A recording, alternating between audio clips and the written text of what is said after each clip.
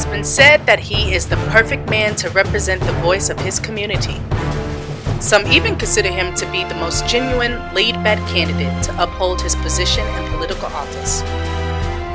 On this episode of Beyond Revealed Talk Show, Carletta McMillan travels to Tallahassee, Florida to discuss family influence, community ties, and politics with Senator Christopher L. Smith. While visiting the state capitol, she also had the privilege of speaking with Representative Bobby DuBose and Attorney Benjamin Crump. Stay tuned for this exclusive interview here on Beyond Revealed.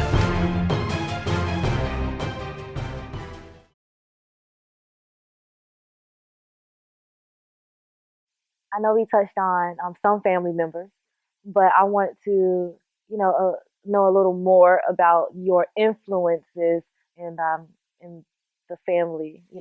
Well, I'm very close to my family, and I think a lot of part of that is because we all grew up together in an area called Parkway.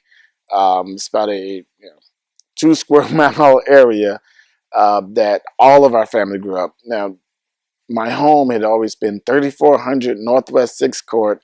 Growing up in that house was my grandmother, my mother, my Aunt Kim, and my Uncle Bernice. So it was the five of us in that house. We became very close, and all of my aunts and uncles lived streets and streets away. Um, and there was a big influence. My mom, who was my biggest influence, had me at an early age, had me at the age of 14. Um, and still finished high school, still went to college, still got her master's and started her career.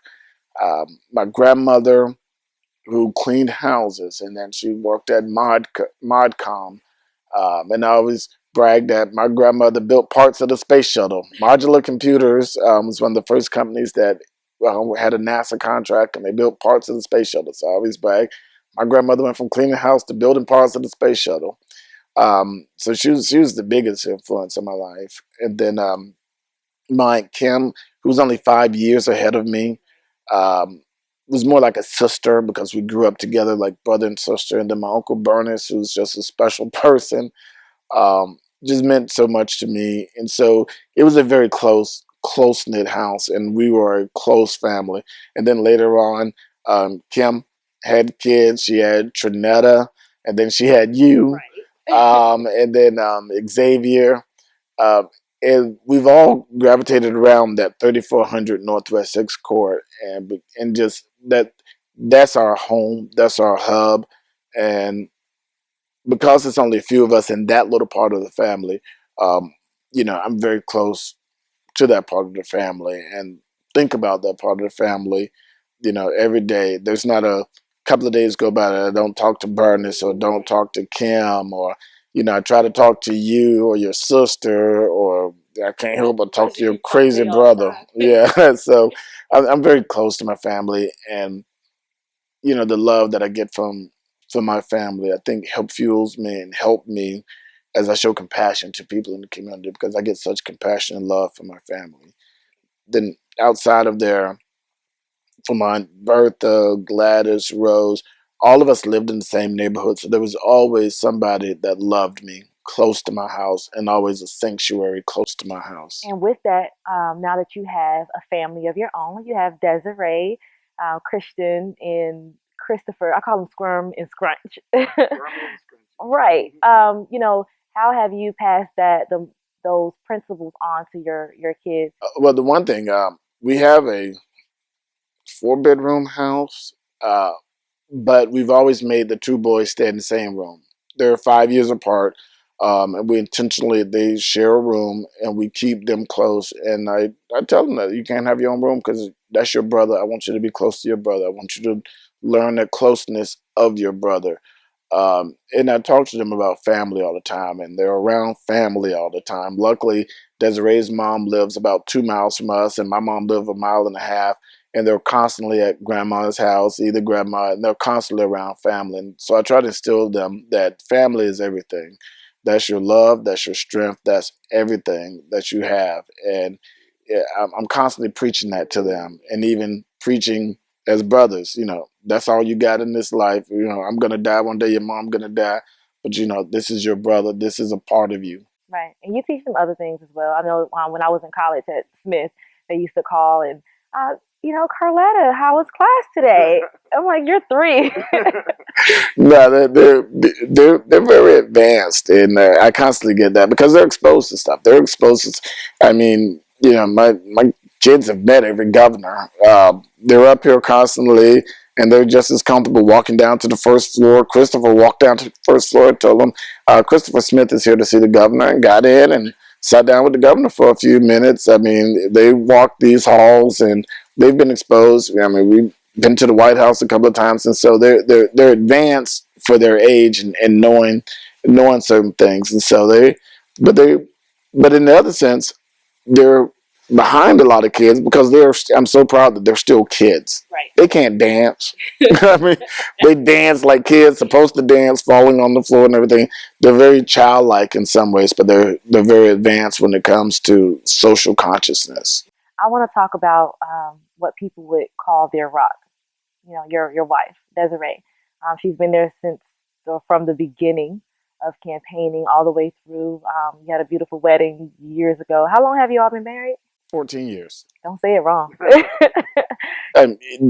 She's an assistant city manager for the city of Lauderhill.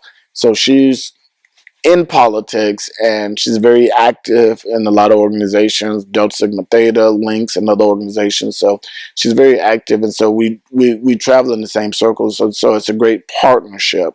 We're interested in the same thing. We both watch Morning Joe in the morning. We both, read the paper and discuss the same stuff. So that's a great partnership. And then, I mean, she's a great mother. She really spent times with the kids, and we joke sometimes she's a single mother because I'm always in Tallahassee and she's with the kids and having to shuttle the kids around and stuff. So, but it's great having somebody who's interested in politics that understands what I'm going through and a part of what I'm going through. Being a part is definitely a good thing because, of course, you're on the road a lot. You're traveling. How long have you been into politics? I've been in politics since '98. So I was first elected in 1998. And as you say, it's a lot of travel throughout the nation and throughout the state. Not only coming here, but being in politics. I'm constantly traveling the state, raising money, helping others and stuff. So. And with your traveling, I know you had a couple of times where you met Obama. I met Senator Obama, and I've met President Obama a couple of times. It's been phenomenal experience every time. If not the man, just the title. Before that, I'd met the first George Bush, when he was vice president. I always remember I was in high school and I went down to Miami at the Omni Hotel, and that's what probably got me to be a Republican. Dorsey Miller, who was a family friend, he's former Grand Basilisk of Omega Psi Phi fraternity. He took me down to the Omni Hotel years ago, and I met George Bush, who was the vice president of the United States, and I shook his hand. And I always remember that. And then later I met Clinton when he was president, and of course President Obama. Met him when he was campaigning and a couple of times as president. You actually brought him down to Fort Lauderdale, or he came down to Fort Lauderdale and came by one of your... Yes, when he was running for president the first time, he needed office space. And my wife and I own a little strip mall. We gave him office space. So his first office in Florida was in our little strip mall. And so 2 days before the election was over, he was in Palm Beach and going to Miami, and I get a phone call, said, Obama, want to stop by and thank you for the office space. And so I wound up at the office, and it was just great to see on Sistrunk Boulevard, all the police cars, all the press and everything just coming down in our little community. And Barack Obama gets out and shake my hand and everything. And it winds up in the Ebony magazine. It's in like their commemorative issue and everything. Essence magazine. It's in the commemorative issue and everything. So it's great meeting him 2 days before he became president. Parkway. Parkway, right? Absolutely. I love it. So you're on 6th Street. So we was on 6th Street. We was on 6th Court. Okay, y'all like 2 streets up. One street. One street up. Right. Okay. Because Chris said it divided when we went to Plantation and you went to South. South. So, and then the people on this side went to Dillon. Right. Yeah. Right. Okay. Okay. So it's nothing like too deep. Okay. I just wanted to, of course you're all over the news and everywhere. How did you even get into the role of being a lawyer? Well, I went to law school with Senator Chris Smith and my law partner Darrell Parks. But I knew I wanted to be a lawyer since I was in the 4th grade. I wanted to try to be like my personal hero, Thurgood Marshall, because when we integrated the schools in North Carolina in the 4th grade, I got to see these little white children who had $100 bills and stuff, and I was blown away because my mother, a single parent, worked 2 jobs. She would have to work 2 weeks to get $100. You know, it's not like we came from the neighborhood where people said, you know, statistically, these young people are going to make and they're going to do big things. Right. You know, people tend to look at, you know, our zip code and say, you know, there's a problem in this area, and it's in, you know, the 33311. When they want to refer to negative things, they use our zip code. And that's why I always tell people, you know, I'm a proud product of the 33311, Right. and great things come out of the 33311. Right. And you're a prime example, myself and Chris. Now, was this ever a dream for you to meet, you know, the president? My dream was to be a truck driver, 18-wheel truck driver. Yeah, that was my dream. Where did that come from? I wanted to be a truck driver.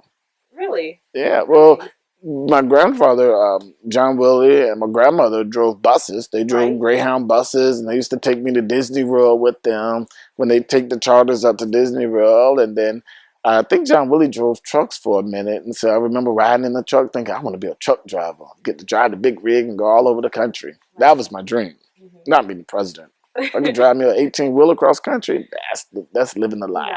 Nice. Now, living the life, I want to move into success because outside of the show Beyond Revealed that I do, I have a series that we're working on, and it's about success defined. And basically, I go around, I interview different people and ask them about their level of success and what it means to them. So now I'm asking you, how do you define success? Being able to pay your light bill. Being able to pay your light bill. I grew up plenty of times when we didn't know if we had rent this month. Plenty of times when the lights were off for 2 days or 3 days because, you know, money just wasn't long enough. And I always thought, you know, you're successful when you have a house. You can pay your light bill when light bills due. You got a car, you can pay the car note when the car note's due. You can do those things and not have to go days without power. Now, don't get me wrong. There are plenty of people, worse stories that went, you know, homeless and stuff. I was never in that jeopardy, but just when my kids can go, when my kids have a field trip, they can go because I can write a check. I don't have to beg, borrow, and steal for my kids to go on a field trip. To me, that's success. Being able to not, you know, necessarily live in a mansion and be all important, but being able to take care of your bills and not have to worry. Now, I know you mentioned that you wanted to be a truck driver. How does that work with, you know, now that you're a senator and a lawyer? You know, do you have any regrets? Well, in law, when I was in law school, I was my best friends in law school was Darrell Parks, who happened to be student body president at FAMU and an Alpha, so we started law school together, and Ben Crump, who was the Black Student Union president at Florida State. So the three of us were, you know, three former presidents starting law school together, best friends in law school. Well, they now have Parks and Crump Law Firm, and they represented Trayvon Martin. They represent Michael Brown. Ben Crump is on TV every week. He's like the newest civil rights attorney. Well, the funny thing is the name of that firm is supposed to be Parks, Crump, and Smith. But I just couldn't stay in Tallahassee. I wanted to be in Fort Lauderdale. I couldn't be away from my family like that. And so sometimes when I see the success that they have, I do get a little jealous and think, God, I should have stayed and been Parks, Crump, and Smith. That could have been, big. As it's lucrative for them, and also they're doing some good things. But yeah, I have that regret. But also, I love that I went home and I'm with my family. You know, you guys were going to law school together. Law school together. Tell me a little about, you know, with Chris and going to law school. Like, how was that? Tell me the good stuff too. Well, I put it away. you know, he had the pedigree. He was smart. He was accomplished. He was the president of his undergraduate university. So, you know, he came to Florida State with something. His fraternity brother, Daryl Parks, I also was president of Florida A&M, and I was president of the Black Student Union and the Senate over at Florida State. And so we all were little leaders, and we thought very well of ourselves. And it was funny because there weren't many black men in our class, so naturally we bonded together. And I can't say everything because the tape rolling. But I put it this way: we used to go to Shingles, which was known for their fried chicken, and they have the coldest beer anywhere in Florida. And it seems like you had high moments and, you know, in between moments. Tell me about the lowest moments thus far. Do you think you ever reached the lowest moment that you can, like, I don't ever want to go back to that point in my life? Sitting in the Oakland Park post office parking lot, Christmas Eve, probably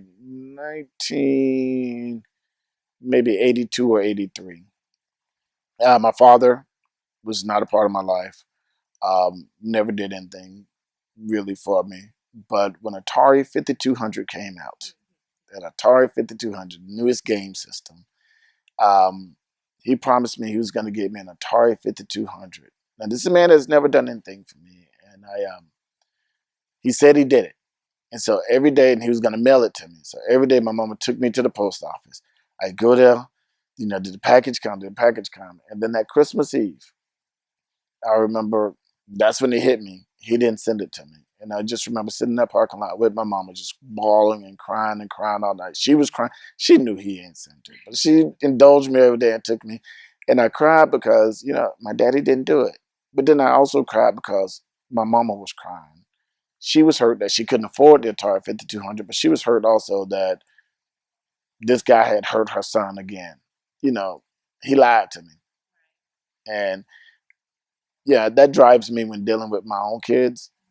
But it's you know, it's that's one of the lowest points in my life, being so crushingly hurt. I mean, besides the death of, you know, people in my life, but that moment of disappointment.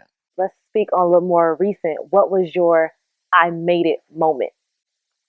You know, because sometimes we sit back and it's like, oh snap. I remember when you were sitting in your office and you put your head down and you started crying, and we all asked. It was just me, Auntie Helen, my mom. We were in the room. Do you remember this?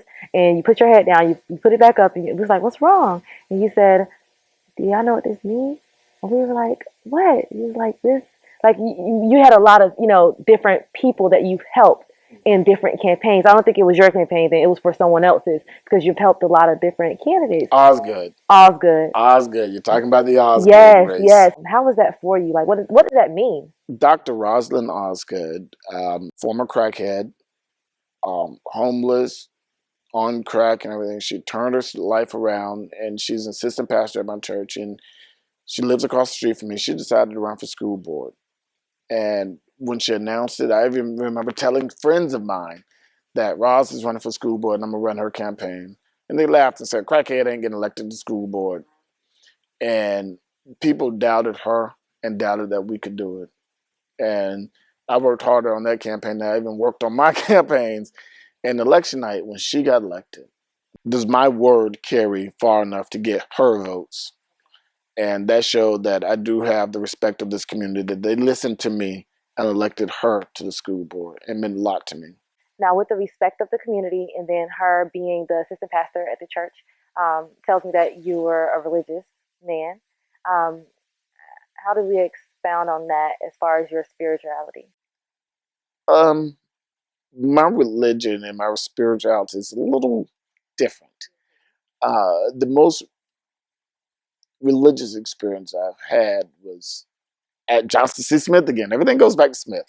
Reverend Ralph Lowe was the chaplain at Smith. And I remember sitting on the steps of the chapel one night, and we were just talking. Reverend Lowe was a real cool guy. And I was talking about my dad and how much I hated him, how my My dream in life is that he needs a kidney or a liver or something, and I'm the only one who can give it to him, and I can watch him slowly die or whatever. I mean, it's very dark. And he said, you know what? You're not going to get into heaven. I don't care what you do as long as you have those feelings. You can't get into heaven hating another man. So ultimately, you're going to let him win. You're going to let him keep you out of heaven. Don't let your dad keep you out of heaven. So I'm sitting on the steps of the chapel at John C. Smith, and the preacher telling me that, and that just like changed me. Of you can't hate anyone and get into heaven. See, these law degrees and these fancy titles and stuff don't mean anything if we don't do something with them. I honestly believe God blessed us with these degrees for a purpose, and it's our job to go not just make money and not just material things, but to try to make a difference to make the world a better place. We went through your journey, and you have to help me on his name. Mr. Bob? Huebner. Yes. Of course, I've been reading your book, which I am so enjoying. He was there from basically the beginning. Bob Huebner is an attorney in Fort Lauderdale. I went to work for him as a runner in his office, just taking papers to the courthouse or whatever. And he has no kids, it's him and his wife. And he's a sports agent also. He's a great lawyer, but 10% of his practice is representing a couple of professional athletes. And they were kind of his boys. And so I was his non-athletic boy and his son. And we've just gotten that relationship. Um, when I was in college, his wife sent me $75 a month, pizza money. So I'd get a check every month with pizza money written on it. And those long nights, hungry nights in the dorm, that $75 went a long way every month, and I'd wait on that check every month. Um, and they just kind of adopted me. I worked for him every time I went home during the summers, during Christmas. He hooked me up with my first law firm, helped me, gave me advice for law school. He'd been at every stage of my life. He was at my undergrad graduation at Johnson C. Smith. You got, all these black people and this one little white couple sitting there with all the other parents. And I tell you the story about Bob Huebner. So ready to graduate from Johnson C. Smith. I get that note from the business office. I owed, I think about $3,000 or something. I called my dad. He was living in California at the time. Say, hey man, yeah, I'm not calling you for bail money, not calling you for baby mama money. You never really do nothing for me. I'm trying to graduate from college. You've been in the Army for 25 years. I'm sure you can get a loan or something, but I need $3,000 to graduate from college. This man sent me $50. $50. So I got the $50 like 3 days later. I called Mr. Huebner crying. Said, I'll make a deal with you. You send him that $50 back, and I'll give you the $3,000. So this white man gave me $3,000 to graduate from college. Said if you send him that $50 back, and so he had been there with me through law school when I was sworn in. He's always up here. One time I had him on the floor when I finished in the House and I gave my goodbye speech. I had him on the floor with me and honored him as a guy that just took me in. And I mean, whenever he's in town or we go up to his place, he lives in Okeechobee now. The kids love him and everything. He's like my father. What advice do you carry with you from having that encounter with him? There are people out there that want you to succeed and want to help you. And you just have to put yourself in the position to encounter those people. And when you encounter those people, you can't squander the opportunity. There are plenty of guys that worked for Mr. Huebner that took advantage, that did things and took advantage of his kindness, and they're no longer, in his life. I was the one guy that just tried to learn. I mean, this man has made me cry. I mean, he's gotten on me so hard and made me cry. But every time I learned from him. And so there are people out there that want you to succeed and want to help. You just got to put yourself out there. And when you find that person, you got to latch on. When you find that person, you can't let go. So all hope is not lost. And there are plenty of Mr. Huebners out there. Just young brothers have to find that Mr. Huebner and not let go. I really admired Chris because even though he was in law school, he had a cousin, a younger cousin, who he brought up with him and shepherded him through FAMU while he was concentrating on law school. He like had him live with them, took care of Cray, and made sure Cray, while he was climbing, he was lifting as well. Right. And that was very impressive. It was. I was actually reading about that as well. How he Cray changed his influences, and he was able to establish himself. Now he's a doctor. And Right. He has his own practice in Fort Lauderdale, Florida. I mean, God is just powerful when he get in the picture. And he used Chris to influence Cray. And now he's a doctor. I mean, that's outstanding. How many doctors do we know off our street? Right. Off our street. Off our street. And so that's the influence of Chris. And Chris is that kind of charismatic example for young people to be inspired by. With you receiving advice, what advice do you give those that are coming behind you, the other alphas, or the other Smithites? You gotta be willing to work hard and just do anything to succeed. Volunteer as an intern just to learn. Just to learn. You ain't got to get paid every time. It will pay off in the end. So I guess the advice is people want you to succeed, but you got to want it more. You got to want to get and do whatever it takes to learn something, and it's going to pay off in the end. It may not pay off tomorrow, next month, next year, but eventually it's going to pay off.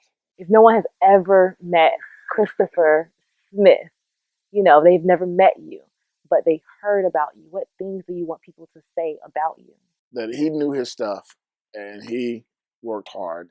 One thing I focus on in the Senate is criminal justice. As a lawyer, I know the law. And I think, yeah.